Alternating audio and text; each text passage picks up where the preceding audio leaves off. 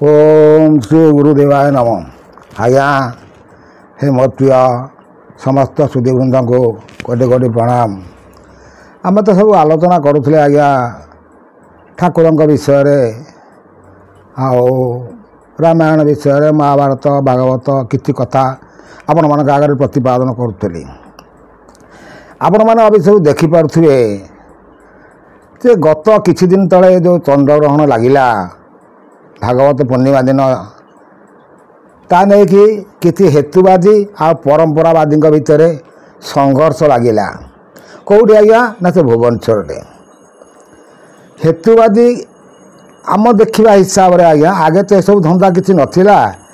एबे किसी शिक्षित लोक शिक्षित व्यक्ति विशेष मु कौन सी धर्मर कथा कहूना से माने हिंदू धर्म को आक्षेप करुँच। हिंदू धर्म कौन, मुस्लिम धर्म कौन, ख्रीस्टियान धर्म कौन, आम आज से विषय सविशेष आलोचना करवा। जदि समय सर्ट हुए नेक्स्ट अध्याय पुणी आलोचना करवा। जो मैंने धर्म र गुरु बा धर्मजाजक बा तांकर जो मैंने कहते गुरु आमर जो मैंने कहते आचार्य एम विषय आम किसी अंश आलोचना करवा। प्रथम कथा हूँ हेतुवादी। हेतुवादी जदि आम करने को जावा विश्लेषण करवा हेतु आसो तुम बाजी कल यही तो हूँ कथा। तुम अभी कि लोक बाइट देले जे गोटे हिंदू बोली धर्म किसी ना। अरे हिंदू धर्म बोला कौन कहते तुम कह हिंदू धर्म बोली किसी ना बोली कहीं तुम किए हो हिंदू धर्म को कहवाई।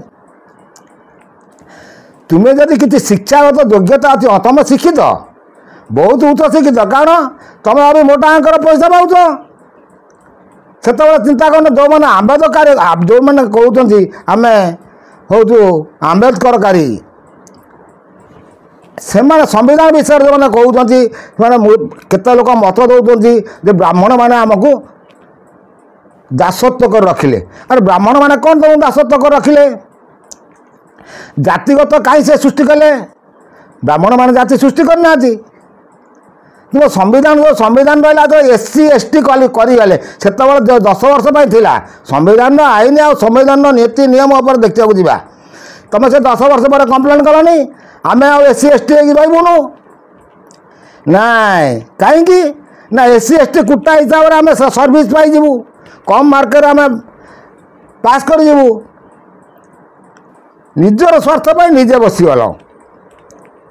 दोष दल क्या ना समाज को एम जाति वर्ण सृष्टि कर। भगवान कौन जाति वर्ण सृष्टि करती? हाँ भगवान के जाति वर्ण सृष्टि करनी। जो मैंने हेतुवादी परंपरा कहते से बस वैज्ञानिक माने मत दौरान सूर्य स्थिर अच्छा पृथ्वी चंद्र चतुर्पार्श्व बुलूँ ठीक अच्छे। मुझे आम गोटे शिक्षित लोक आम अस्वीकार करवा कि अस्वीकार करवानी। विज्ञान मतरे आम समाज विज्ञान आमको बहुत उपकार देती। आम विज्ञान से प्रमाण दूसरी तेणु आम ठीक से मानले सूर्य स्थिर सी सम गैसीय गोटे पिंड कि गैसीय पिंडा तैयारी कला किए कई जो तार तैयारी कर्ता अच्छी निर्माण कर्ता तो कई जन अच्छी ना ता मन को सी पलि आसला होगला। जो वैज्ञानिक मैंने मत दौरान पृथ्वी बुलूची पृथ्वी गोलाकार से बुलूची पृथ्वी गोटे ग्रह से चंद्र तार उपग्रह से कक्षर बुलूची ये कक्षर बुलूची। जिते सूर्य आ पृथ्वी आ चंद्र गोटे समांतर देखा जाती से चंद्र छाया पृथ्वी छाया पड़ू चंद्र देखा जाऊना। चंद्र आमको आम जो हिंदू धर्म जो मैंने कहते हिंदू धर्म आसूँ कौटू ना सनातन धर्म।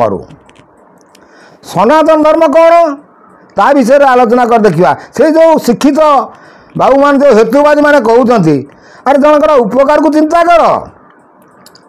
जो वैज्ञानिक मैंने मत दौरान सूर्य जदि न था तुम आज मानव समाज था कि? हाँ चंद्र जदि न था तुम आज मानव समाज था कि?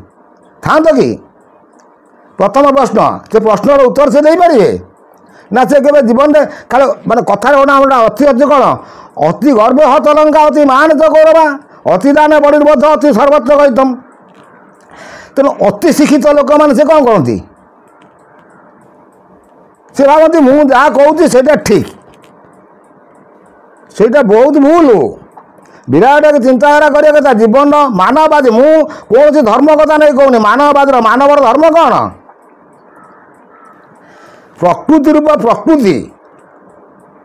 ପ୍ରକୃତି ଆମକୁ ସୃଷ୍ଟି କରିଛି, ଆମେ ସେ ପ୍ରକୃତିକି ମାନିବା। ପ୍ରକୃତିର ଧର୍ମ ଜଳ ଆମକୁ ଜଳ ଯଦି ନଥାନ୍ତା ଆମେ ଥାନ୍ତେ କି? ମାଟି ଯଦି ନଥାନ୍ତା ଆମେ ଥାନ୍ତେ କି?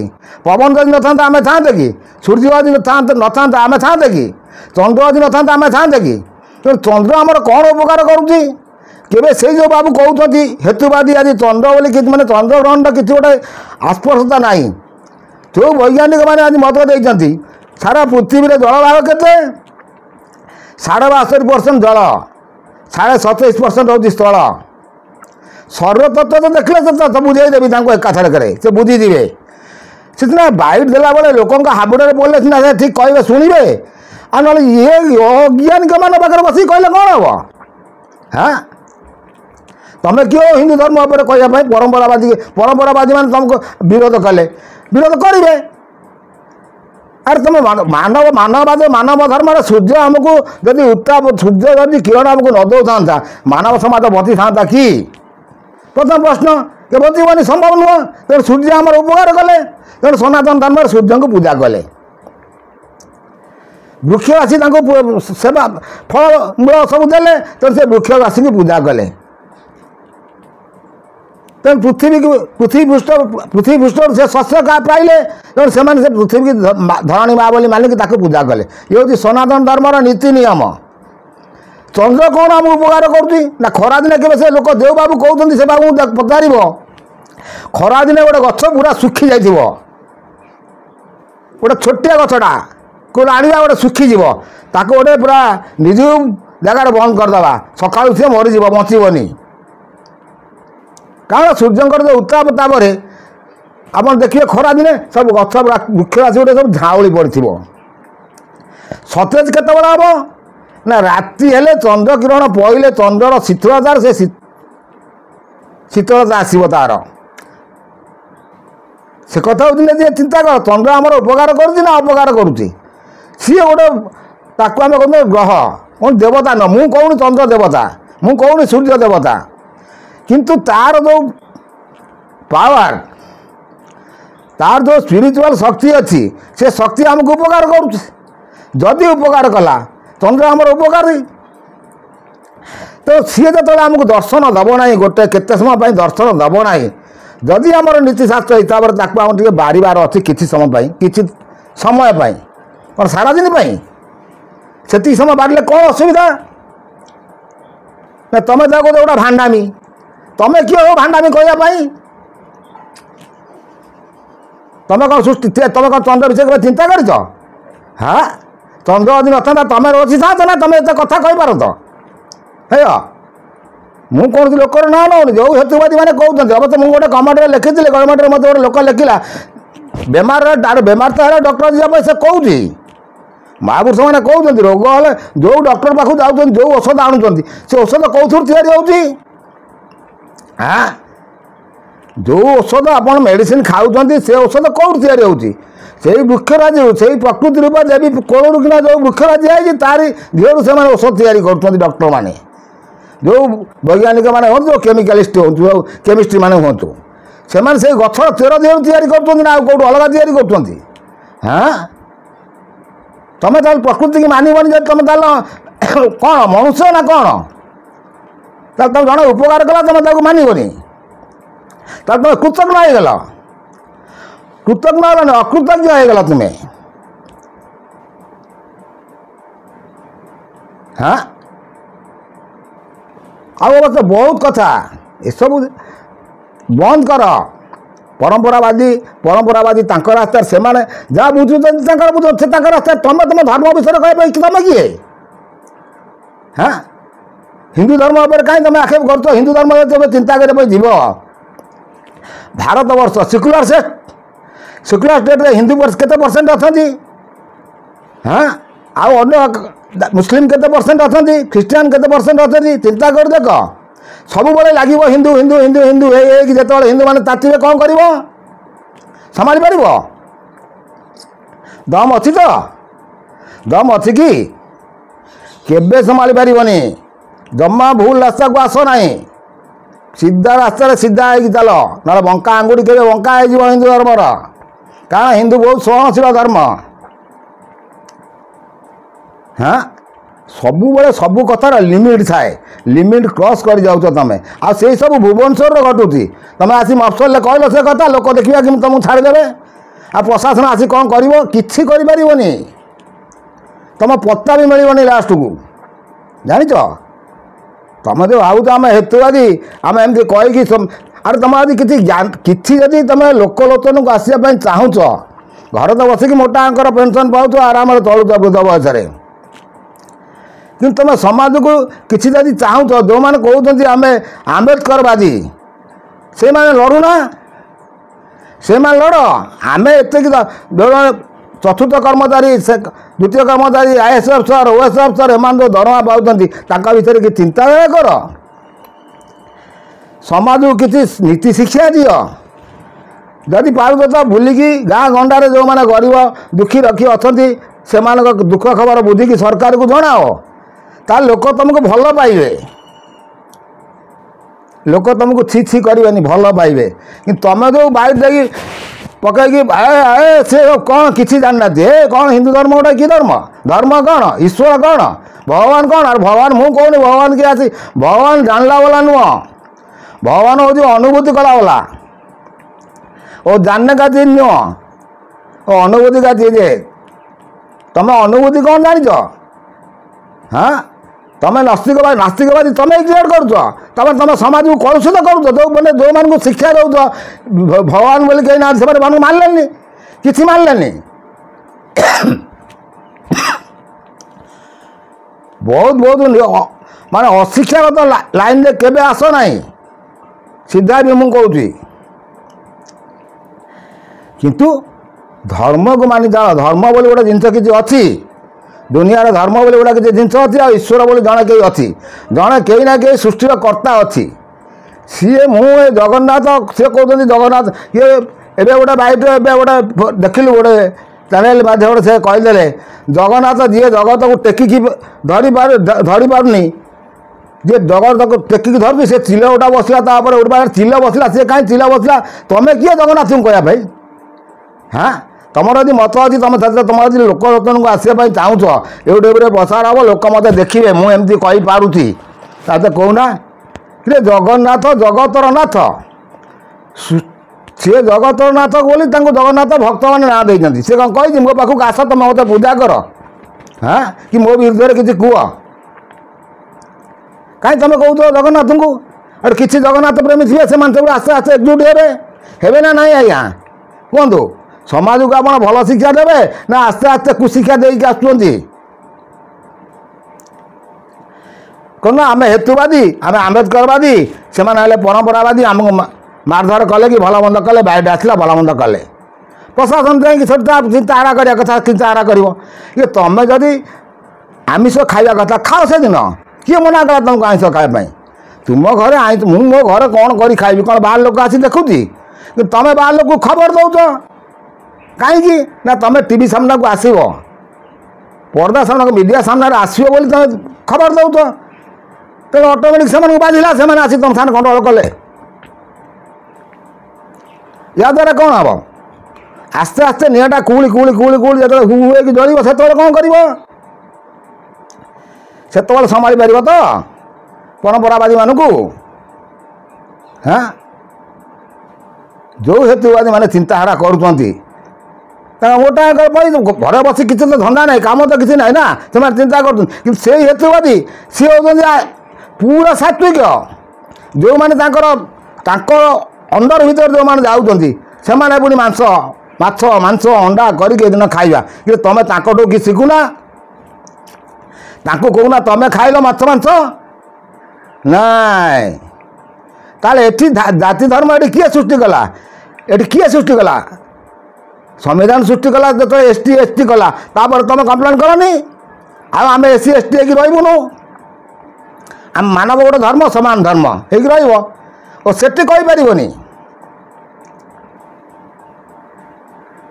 ଗୋଟେ କଥାରେ କହିଛି ଅସର୍ବ ଭାବରେ ବୁହା ବିରାଡ଼ି ମାନେ ମୂଷା ଇଏ ଭୁଆ ବିରାଡ଼ି ସେ ଦାଉ ସାଧିଲା ଭଳିଆ ସେଇଭଳିଆ ହିନ୍ଦୁ ଧର୍ମ ଗୋଟେ ଯେମିତି ଶସ୍ତା ଧର୍ମ। ଆଇଛନ୍ତି ହିନ୍ଦୁମାନେ ଅଛନ୍ତି ତ ଆଉ ଓଡ଼ିଶାରେ ଆଉ ଆରେ ଓଡ଼ିଶାରେ ନାହିଁ ସାରା ପୃଥିବୀରେ ଅଛନ୍ତି ହିନ୍ଦୁମାନେ।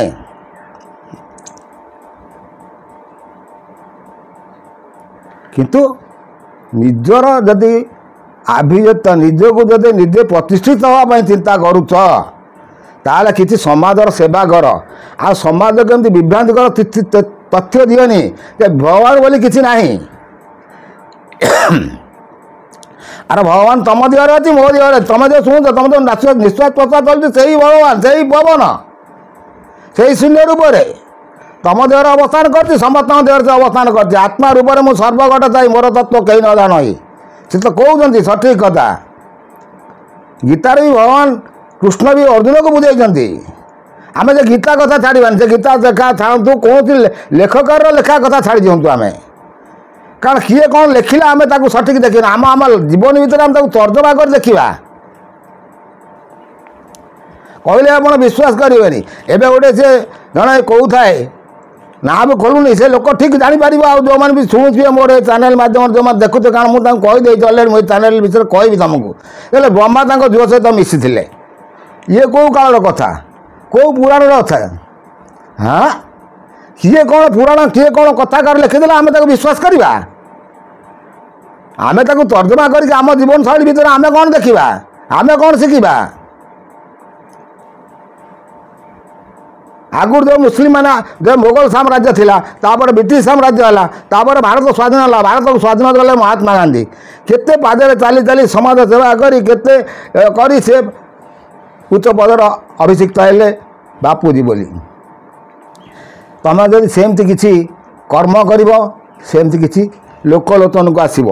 ଆଉ ଏ କିଛି ଲୋକଙ୍କୁ ନେଇକି ହେତୁବାଦୀ ଏ ପରମ୍ପରାବାଦୀ ସେମାନେ ଜାଣନ୍ତି ଭାଣ୍ଡାମୀ ଧର୍ମ ଗୁଡ଼ା କିଛି ନାହିଁ ଭଗବାନ କିଛି ନାହିଁ। ଆରେ ଭଗବାନ କିଏ ଭଗବାନ କ'ଣ କହୁଛି ମୋତେ ତୁମକୁ ଡାକ ବୋଲି?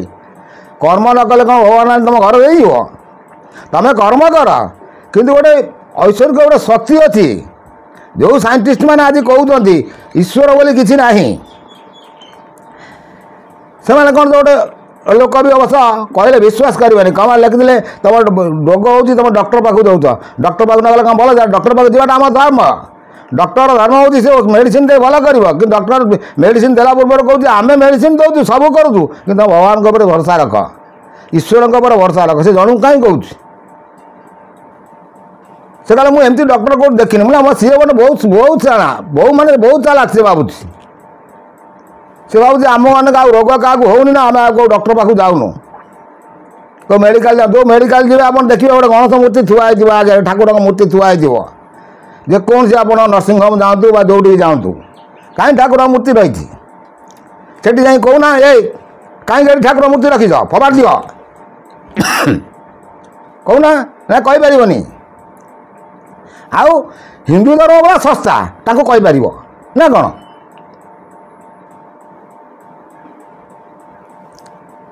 ଆଉ ଯେଉଁମାନେ ବି ହିନ୍ଦୁ ଧର୍ମ ମୁଁ ବି ସେ କଥା କହୁ ଯେଉଁମାନେ ଜ୍ୟୋତିଷମାନେ କହୁଛନ୍ତି ରାହୁତ ମୁଁ ସେ ରାହୁଚଣ୍ଡ ଗିଳିବା କଥା ମୁଁ କେବେ ସ୍ୱୀକାର କରୁନି। ଚନ୍ଦ୍ର ସୂର୍ଯ୍ୟ ପୃଥିବୀର ଛାଇ ପଡ଼ୁଛି ଚନ୍ଦ୍ର ଉପରେ ଗୋଟେ ସରଳରେଖାର ଅବତାର କଲେ ଚନ୍ଦ୍ରଗ୍ରହଣ ହେବ। ସୂର୍ଯ୍ୟ ଚନ୍ଦ୍ର ପୃଥିବୀ ଗୋଟେ ସରଳରେଖାରେ ରହିଲେ ସୂର୍ଯ୍ୟପରାଗ ହେବ। ତେଣୁ ସୂର୍ଯ୍ୟ ଆମକୁ ସାହାଯ୍ୟ କରୁଛି ସୂର୍ଯ୍ୟ ଆମକୁ ଉପକାର ଦେଉଛି ଆମେ ତାକୁ ମାନିବା। ଠାକୁର ବୋଲି ଆମେ ତାକୁ ମାନିବା ଦେବଂଶୀ ବୋଲି ଆମେ ତାକୁ ମାନିବା କାରଣ ଯେ ଜଣେ ଉପକାର କଲା ଆମର ଅତିଥି ହେଲା ବୋଲି ଆମେ ତାକୁ ମାନିବା ସେବା କରିବା କି ତାଙ୍କର ଯେଉଁଟା ଅଛି ତାଙ୍କୁ ଯେତେ ସ୍ପର୍ଶ କରୁଛି ଆମେ ସେ ସମୟଟାକୁ ଆମେ ଟିକେ ପାକ ନିଷେଧ କରି ରଖିଲେ କ'ଣ ଅସୁବିଧା ଅଛି? ତେଣୁ ତମେ ଅକୃତଜ୍ଞ ହେଲ ତମେ ମାନବ ଧର୍ମ କ'ଣ ପାଳନ କଲ? କିଛି ତ ଧର୍ମ ତୁମ ଜ୍ଞାନ ରହିଲାନି ତୁମର। ଯିଏ ତୁମର ଉପକାର କଲା ତୁମେ ତାର କ୍ଷତି ଯାଇଲ ସିଏ ତ ସରଳରେଖାରେ ହେଲା। ଯଦି ଯେଉଁ ନ ପଡ଼ୁଛି ଚନ୍ଦ୍ରର ଯେଉଁ କିରଣ ଯଦି ନ ପଡ଼ନ୍ତା ପୃଥିବୀ ପୃଷ୍ଠ ରହନ୍ତା କି? କେବେ ରହନ୍ତାନି ଆଜ୍ଞା। ସୃଷ୍ଟିର ବିନାଶ ହେଇଯାଆନ୍ତା। ତେଣୁ ସିଏ ଯେତେବେଳେ ଆମକୁ ଦର୍ଶନ ମିଳୁନାହିଁ ଆମେ ତାଙ୍କୁ ସମାନ ଅସ୍ତରେ କିଛି ସମୟ ପାଇଁ ଖାଦ୍ୟ ନିୟନ୍ତ୍ରଣ କଲେ ବହୁତ ଭଲ। ତାପରେ ଶରୀର ଉପରେ କଥା ପଡ଼ିଛି ଆସିବା। କାରଣ ପୃଥିବୀରେ ଯେଉଁ ଜଳ ରାଶି ଅଛି ଆପଣଙ୍କର ଦେଖିବେ ସମୁଦ୍ର ପୂର୍ଣ୍ଣିମାରେ ଜୁଆର ଉଠିବ, ଅମାବାସ୍ୟାରେ ଜୁଆର ଉଠିବ, ଅମାବାସ୍ୟାରେ ଚନ୍ଦ୍ରରେଖା ଜୁଆର ଉଠିବ, ପୂର୍ଣ୍ଣିମା ଦିନ ଜୁଆର ଉଠିବ, ଅମାବାସ୍ୟାରେ ଛାଡ଼ିବ। କାହିଁକି ଉଠେ ନା ତା'ର ଚନ୍ଦ୍ରକିରଣ ଉପରେ ସମୁଦ୍ରର ଜଳରାଶିର କିଛି ସମ୍ପର୍କ ଅଛି। ସିଏ ସମ୍ପର୍କ ତୁମେ ଦେଖିପାରିବନି କାରଣ ତୁମେ ନାସ୍ତିକବାଦୀ। ଆଉ ଶରୀରରେ ଅଛି, ଶରୀରରେ 72ଟା ନାଡ଼ି ନେଇକି ଶରୀର ତିଆରି ହେଇଛି। ଏ ଶରୀର 72 ନାଡ଼ି, ମୁଖ୍ୟ ନାଡ଼ି ହେଉଛି 72 ନାଡ଼ିରେ ଶରୀର ଆବିର୍ଭୂତ ହେଇଛି। ଆଉ ସିଏ ହେଉଛି 72 ନାଡ଼ି, ସିଏ ହେଉଛି ମାଆର, ଆଉ 208 ଖଣ୍ଡ ହାଡ଼ ହେଉଛି ବାପାର। ଶରୀର ତତ୍ତ୍ୱରେ ବୁଝାଇ ଦେଉଛି। ଯଦି ବୁଝିବାର ପୁଅ ଥିବ ଠିକ୍ ସେ ବୁଝିପାରିବ। ଆଉ ଯଦି ଜ୍ଞାନ ବୋଲି କ'ଣ ଖାଲି ପାଠ ପଢ଼ିଲେ କ'ଣ ଜ୍ଞାନ ହେଇଯିବ? হ্যাঁ আমি বি তবে ডিগ্রি মতো লিখলে তুমি কেউ ডিগ্রি পাস করছ সে লোক মতো কমেন্ট হল মো ডিগ্রি ডিগ্রি শুনি মু 76 গ্রাজুয়েসন কমপ্লিট করছি ডিগ্রি আমি পাই যাইছু ব্যাচলর ডিগ্রি আমি পাস করে আসছু ডিগ্রি আমি বি পড়িছু কিন্তু আমি পাঠ বিকিয়াকু যাইনু টিচরশিপ করনু না কা পাখে যাই গোলামগিরি করা চাকরি করা যাইনু আর যাইছিলু চাকরি করা যে সংবিধান আমি লেখা হচ্ছে সংবিধান গলা বাট রখিছি যে নৌଛନ୍ତି କ'ଣ ଘୋଷ ନେଉଛନ୍ତି ଯେଉଁମାନେ ହାତ ଗୁନ୍ଧା ନେଉଛନ୍ତି ସେମାନଙ୍କ ପାଇଁ ଦଣ୍ଡ କ'ଣ ଅଛି କ'ଣ ଡକା ହେଇଛି କି ଆଇନ କେତେ ଆଇନ ଡକା ହେଇଛି ମୁଁ 77ରେ ଇଣ୍ଟରଭ୍ୟୁ ଦେଇକି ପାଇଥିଲି ଯାଇଥିଲି ମାମୁଁ ଯଦି ଥାନ୍ତେ ମୋତେ କହିଯାଇଥାନ୍ତେ ସେତେବେଳେ ଯିଏ ମାଗିଥିଲେ ମୋତେ ଧର ଦିଅନ୍ତୁ 5000 ଦେଲେ ଆମେ ଚାକିରି ଆପଏଣ୍ଟମେଣ୍ଟ ଲେଟର ଦେଇଦେବୁ ବାୟୋବସ୍ ପାଇଛୁ ରିଟିନ୍ ପାଇଛୁ ସବୁ ପାଇଛୁ କିନ୍ତୁ ପଇସା ନଦେଲେ ଚାକିରି ନାହିଁ ସେ ବିଷୟରେ କିଛି ଲଢ଼ ଲୋକଙ୍କୁ ସଚେତନ କର ତାହେଲେ ଜାଣିବା ସମାଜରେ କିଛି ଉପକାର ପାଇଁ ଚିନ୍ତା କରୁଛ ଆଜ୍ଞା ମୁଁ କହିଥିଲି ଆପଣଙ୍କୁ ମୁଁ କହିବାକୁ ଆରମ୍ଭ କଲେ କହିବି ମୋର କିଛି ଅସୁବିଧା ନାହିଁ ଆଜ୍ଞା ମୁଁ ବସିଛି କିନ୍ତୁ ଏବେ ବି କହିଦେଉଛି ଆଜ୍ଞା ବହୁତ କଥା କହିଗଲି କିନ୍ତୁ ଯଦି ଅଛି ସମୟକୁ ସୁଧାରି ହେଇଯାଅ ଆସ୍ତେ ଆସ୍ତେ ଯାହା ହେଉଛି କିଛି ରୁହ ନହେଲେ ଏମିତି ତୁମେ ହେତୁବାଦୀ ପରମ୍ପରାବାଦୀ ଝଗଡ଼ା ଲାଗିବ ଯେମିତି ପୃଥ୍ୱୀରାଜ ଜୟଚନ୍ଦ୍ର ଝଗଡ଼ା ଲାଗିଲେ ମହମ୍ମଦ ଘୋରି ଆସି ମୋଗଲ ଶାସନ ହେଲା ସେମିତି ତୁମେ ହେତୁବାଦୀ ପରମ୍ପରାବାଦୀ ଲାଗିଲେ ଆଉ ଅନ୍ୟବାଦୀମାନେ ଆସିକି ତୁମ ଉପରେ ଯେତେବେଳେ ଆଙ୍କୁଶ ଚଢ଼େଇବେ ସେତେବେଳେ ଚିନ୍ତା କରିବ ଗୋଲାମଗିରି କାହାର କରିବ ବୋଲି ମନେ ମନେ ବସିକି ଘର ବସି ଚିନ୍ତା କରୁଥିବ ଆଉ ସବୁ ଜିନିଷ ସରକାରୀ କଳ ଚାଲିଥିବ ତା ବି ନୁହଁ ଦରକାର ପଡ଼ିଲେ ଭାଙ୍ଗିଯିବ ସରକାରୀ କଳ ସେ ଉପରବାଲା ଜଣେ ବସିଛି ସିଏ ବସିକି ବିଚାର କରୁଛି ଚିନ୍ତା କରୁଛି ରାଜାମାନେ ଅନ୍ୟାୟ କଲେ ବୋଲି ତାଙ୍କୁ ବିଦା କରିଦେଲା ପୁଣି ମୋଗଲମାନେ ଆସି ସେମାନେ ଅନ୍ୟାୟ କଲେ ବୋଲି ତାଙ୍କୁ ବିଦା କରିଦେଲା କୌଣସି ବାଟ ବା ସିଏ ତା ବାଟ ସିଏ ତାର ବାଟ ସିଏ ରଖୁଛି ଇଂରେଜମାନେ ଶାସନ କରି ସେମାନେ ଚାଲିଗଲେ ହଁ ତମେ ଭାବୁଛ କ'ଣ ସରକାରୀ କଳ ସବୁଦିନ ଥିବ ଆମେ ସବୁଦିନ ଷଣ୍ଢ ଭଳିଆ ହେଇକି ଚାଲିଥିବୁ ଯାହା ମନ ଇଚ୍ଛା ହେବ ତାହା କହିଦେବ ପୁଣି ସମ୍ବିଧାନ ନୀତି ନିୟମ ତୁମେ ଚେଞ୍ଜ କରିଦେବ ନା ତାହେଲେ ଆମେ ଜାଣିବୁ ହଁ ତୁମେ କିଛି ଜ୍ଞାନ ଅଛି ତୁମ ପାଖରେ ତୁମେ ସମ୍ବିଧାନ ପାଇଁ ଲୋକଙ୍କ ପାଇଁ କଲ ଆଉ କିଛି ନ କରିକି ଶୂନ୍ୟରେ ଖାଲି ଗୋଟେ ଧର୍ମ ଉପରେ କିନା ଆଲୋଚନା କରିକି ବେକାର ଲୋକଙ୍କୁ ଭକୁଆ ବନଉଛ ସମୟ ଅଛି ସୁଧାରି ହେଇଯାଅ ସୁଧାରି ହେଇକି ନିଜ ଘର ବସ ଯଦି ଭଗବାନ ଚାହିଁବ ତୁମେ ଭଲ କର୍ମ କର ସମାଜରେ କିଛି କର୍ମ କର ଯେଉଁ ମଫସଲ ଯାଅ ଯେଉଁମାନେ ଖଣ୍ଡା ଭଙ୍ଗା କୁଡ଼ିଆରେ ଅଛନ୍ତି ସେମାନଙ୍କୁ ସରକାରଙ୍କ ଅର୍ଥ ପହଞ୍ଚି ପାରୁନାହିଁ ତାଙ୍କୁ ପହଞ୍ଚିବା ପାଇଁ ଚିନ୍ତାଧାରା କର ତାହେଲେ ଭଗବାନ ତୁମକୁ ବହୁତ ଶାନ୍ତି ରଖିବ ଆଉ ସେ ଲୋକମାନେ ବି ତୁମକୁ ବହୁତ ଭଲ ପାଇବେ ଆଉ ତୁମର ଗୋଟେ ଗୋଷ୍ଠୀ ତିଆରି ହେଇପାରିବ ତୁମେ ସେଇ ଭୁବନେଶ୍ୱରରେ ବସିକି ଖାଲି କହିଦେଲେ କ'ଣ ହେବ ହେତୁବାଦୀ ହେଇକି ହଁ ମୁଁ ଯଦି ଭୁଲ କହିଲି କ'ଣ ଠିକ୍ କହିଲି ସେ ବସିକି ଚିନ୍ତା କରୁଥିବେ ଆଉ ଯେଉଁମାନେ ବି ଦେଖୁଥିବେ ସେମାନେ ଜାଣିପାରୁଥିବେ କ'ଣ କହୁଛି ଏ ଲୋକ ଜଣେ ଉପକାର କଲା ଚନ୍ଦ୍ର ଯଦି ନଥାନ୍ତା ତୁମେ ଥାଆନ୍ତ ସେ ବୈଜ୍ଞାନିକମାନେ ଥାଆନ୍ତେ କିଏ ଚନ୍ଦ୍ର ପୃଷ୍ଠକୁ ଯାନ ଯାଉଛି କ'ଣ ତା ଦ୍ୱାରା ଉପକାର ମିଳିବ କାହିଁ ତୁମେ ଗାଈ ଦିନେ ବାହାରି କହିଲନି କାହିଁ ବାୟୁମଣ୍ଡଳ ପ୍ରଦୂଷିତ ହେଉଛି କ'ଣ ପାଇଁ ଚନ୍ଦ୍ରଯାନ ଯିବ ସେତିକି ପଇସା ଆମ ଗରିବମାନଙ୍କୁ ଦିଅ ସରକାରକୁ କହିପାରିବନି ହଁ ଯେ କୋଟି କୋଟି ଟଙ୍କା ଖର୍ଚ୍ଚ ହେଇକି ଯାଉଛି ବାହାଦୁର ପାଇଁ ବାୟୁମଣ୍ଡଳ କେତେ ପ୍ରଦୂଷିତ ହେଇକି ଯାଉଛି କେତେ ଇନ୍ଧନ ଖର୍ଚ୍ଚ ହେଉଛି ସେଇଠି ଦିନେ କମ୍ପ୍ଲେନ୍ କରିପାରିଲନି ଆମେ ଜାଣିଥାନ୍ତୁ ତୁମେ ଗୋଟେ ବହୁତ କାଡ଼ୁଆ ପୁରୁଷ ଅଛ କହିପାରୁଛ ଶିକ୍ଷିତ ଅଛ ସମାଜକୁ କିଛି ଚେତନା ଦେଇପାରୁଛ ପ୍ରକୃତିକି ରଖିପାରୁଛ ସାହିତ୍ୟ କରିପାରୁଛ ଆଉ କିଛିରେ କିଛି ନାହିଁ ଖାଲି ହିନ୍ଦୁ ଧର୍ମ ଭାଣ୍ଡାମୀ ସେମାନେ ତ ଭାଣ୍ଡାମୀ କଲେ ତୁମର କ'ଣ ହେଇଗଲା ତୁମେ ତୁମ ଘର ବସୁନ ତୁମକୁ ଯେଉଁ ଚ୍ୟାନେଲ୍ ବାଲା ଡାକୁଛନ୍ତି କିମ୍ବା ଯେଉଁ ନ୍ୟୁଜ୍ ବାଲା ଡାକୁଛନ୍ତି ନାଇଁ ରେ ବାବୁ ଆମେ କୌଣସି ଦିନ ମତ ଦେବୁନୁ ଭଲ କଥା କୁହ ଲୋକ ସମାଜକୁ କିଛି ଉପକାର ଦିଅ ସେଇ ଜାଗାରେ ସେଇ ଜାଗାରେ ବସିକି ତୁମେ ସମାଜ ପାଇଁ କିଛି ଚିନ୍ତା କର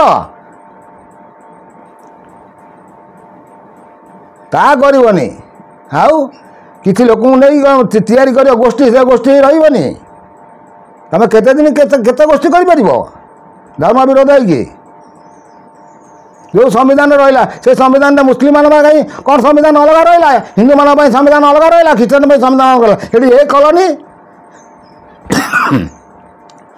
କହୁନ ସେଠି ଯାଇକି ନାଇଁ ବୋର୍ଡ଼କୁ କର ଏଇଟା ଚେଞ୍ଜ କରନ୍ତୁ ଏ ଆଇନ ଚେଞ୍ଜ କରନ୍ତୁ ଏ ଆଇନ ଚେଞ୍ଜ କରନ୍ତୁ ତାହେଲେ ଆମେ ଜାଣିବା ତୁମେ ଗୋଟେ ଆଇନ ପାଇଁ ଲଢ଼ିଲ କି ଯେ ଗୋଟେ ପଢ଼ ଶିଖିଛ କି ଜାଣିଛ